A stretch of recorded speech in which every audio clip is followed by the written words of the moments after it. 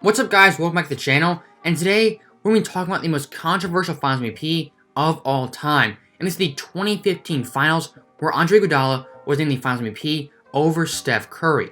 And one of the big narratives that follows Steph Curry is that he has 0 Finals MVPs, but hopefully in this video and by the end, you'll realize that Curry not winning the Finals MVP, that really shouldn't hinder where you rank him or how you evaluate him all time. And also by the end of this video, I hope I would have convinced you that Steph Curry deserved the 2015 Finals MVP over Andre Iguodala.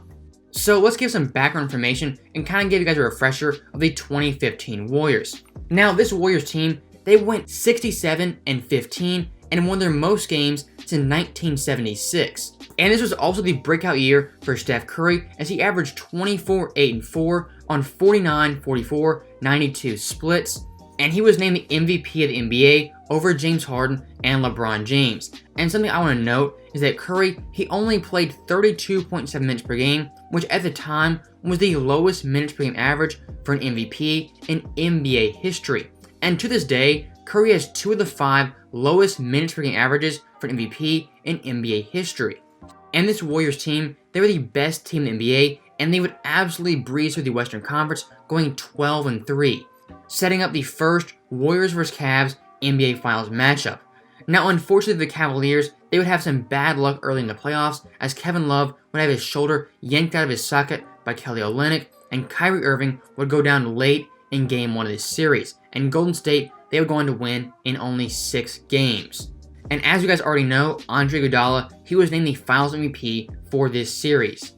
So after that quick refresher, now we can get to the controversial part of the video. Now for the series, Steph, he averaged 26-5-6 with nearly 2 steals, while shooting 44% from the field, 38% from 3, and 88% from the line.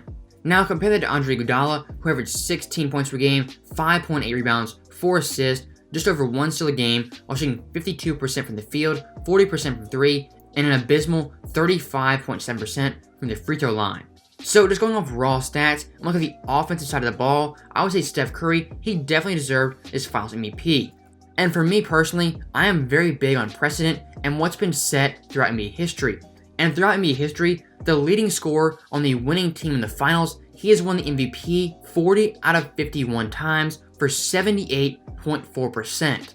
And for this series, Steph didn't receive a single Finals MVP vote. Iguodala received 7 out of the 11 votes, and LeBron James received the remaining 4. Until this day, it really does baffle me how Curry didn't receive a single vote. I mean, in this series, look at his game logs. He only had 1 bad game, and that was in Game 2, where he had 19 points on 22% shooting with 13% from 3 with 6 turnovers. But besides that game, Curry, he was consistently good throughout this entire Finals series. And after that horrible Game 2 performance, Curry for the rest of the series, he would average 27.8 points per game, 6.3 assists, 5.3 boards, while shooting 49.4% from the field, 47% from 3, and 86% from the line. And right now, I want to end the myth that Matthew Dellavedova, he somehow locked down Steph Curry in this series, as that is 100% false. And the only game you can really argue that Dellavedova had a huge impact on Curry was in that Game 2 where Steph was in foul trouble and he simply could not buy a basket. And one thing I hear a lot is that after Game 3, when Iguodala was put in the starting lineup, that's when the series shifted. And I do agree, Iguodala going in the starting lineup, they did have a shift in the series, but in my mind, Curry, he was still the primary influence for the Warriors winning this series. As after that Game 3, Curry, he would average 28, 6, and 5 on nearly 50, 45, 90 splits. And by saying that, I'm not trying to downplay Iguodala's defense, as in this series, on contested shots, LeBron, he only shot 24% versus Iguodala, but also I think that number needs some very important context. As you remember, Kyrie Irving, he went out in Game 1, and Kevin Love, he went out in the first round. So for 90% of this series, LeBron James, he was basically by himself, and he had no other player on the court who could create their own shot or create their own offense. His second best player was Timofey Mozgov. And the only player who could really create their own shot, I would say, was J.R. Smith. And for this series, J.R. shot 31% from the field and 29% from 3. And outside of those two guys, you had a young Tristan Thompson, Matthew Dellavedova, Iman Shumpert, you had James Jones getting minutes, Even the living legend Kendrick Perkins, he got some run in this series. So LeBron James, he definitely was not playing with a stacked deck, and he still managed to average 36, 13, and 8 on 40, 31, and 68 splits. And just one more thing I'll talk about when it pertains to Andre Iguodala is that in this series, he was a liability at the free throw line, and the Cavaliers in games 5 and 6, they actually implemented a hack-a-Shaq strategy, and for the most part, it did pay off, as in those 2 games, Iguodala, he would go 6 for 21 from the free throw line, and he was a liability on offense late in the games for this Warriors team. And speaking of late game situations, let's look at LeBron, Curry, and Andre Iguodala's clutch time scoring in the NBA Finals. And clutch scoring is the last 5 minutes of a game with a score within 5 points. Now for this series, Curry, he averaged 3.4 points per game while shooting 33% from the field, 17% from 3, and 100% from the line with a plus-minus of +2.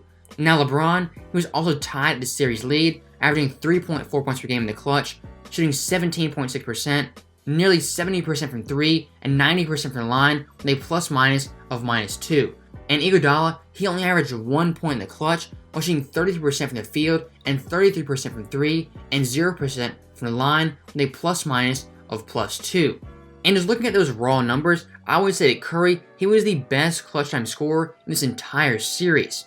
And if you wanted to broaden the scope and look at fourth quarter scoring, Steph Curry, he was still the best player in this series, averaging 10.8 points per game, which led the series, shooting 55% from the field, 50% from 3, and 91.7% from the free throw line with a plus-minus of +6.5.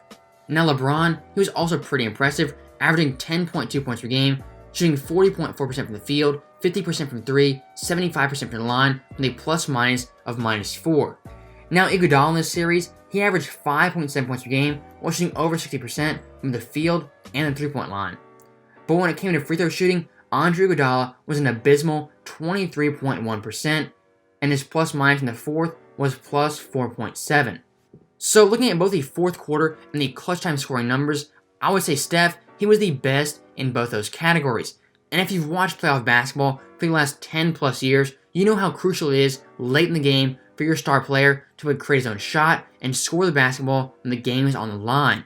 And I think one of the big narratives that surrounds Steph Curry is that he isn't a clutch player and he doesn't show up in the big time moments. And some NBA analysts, they even go as far as say that Andre Iguodala is more clutch than Steph Curry. And look at the 2015 finals alone, I think you can debunk that myth by looking at Game 5 of this series. Now in sports, the winner of Game 5, they go on to win this series over 70% of the time.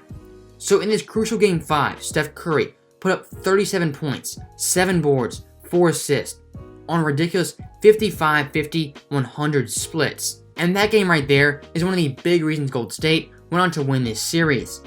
And I think there's 6 main reasons why Curry deserved the Finals MVP, those being that he had the best overall stats on his team, he had the best clutch stats in the entire series, he was the best fourth quarter scorer out of anyone in this series.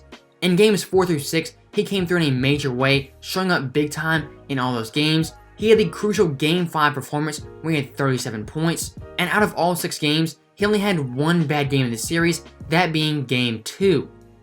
And one last thing I want to look at is how underrated Curry was in this series and how he basically carried the Warriors offense on his shoulders.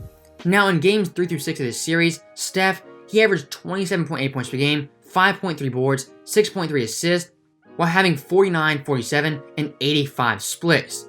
The next leading scorer for the Warriors in those games was Andre Iguodala, averaging 19.0 points per game, who had Draymond Green at 14 points per game, and Klay Thompson at a mere 10 points per game. So Steph in those 4 games, he didn't have a single player averaging over 20 points per game, and his partner in crime, Klay Thompson, he was ice cold from the field and he couldn't buy a basket. So that right there is really the final piece of evidence of why I think Curry deserved this Finals MVP over Andre Iguodala. And Curry not ever winning a Finals MVP, I don't think it's as big an impact as some people think, as in my mind, he's a top 15 player of all time and the second best point guard only behind Magic Johnson. And I do think it's very important to not only look at who won the Finals MVP, but also how that player played in this series. And as you can see, Steph, in the 2017 and 2018 Finals, he played a huge role in the Warriors winning that series. And the narrative that Steph Curry somehow isn't good or isn't accomplished by not having Finals MVP, I 100% push back on that, as Curry has been phenomenal in 3 out of his 4 Finals appearances, and for his career in the Finals, he averages 26, 5, and 6 on 42, 39, and 93 splits. Not exactly the playoff choker that many would have you think Steph Curry is. So that is really all I've seen in this video. I think Curry, he was the rightful Finals MVP in 2015, and I think he 100% deserved that award. But at the same time, him not winning that award doesn't take away from how great he was in that series and how great he was the 2015 season. So, thank you guys for watching. I'll see you guys next time.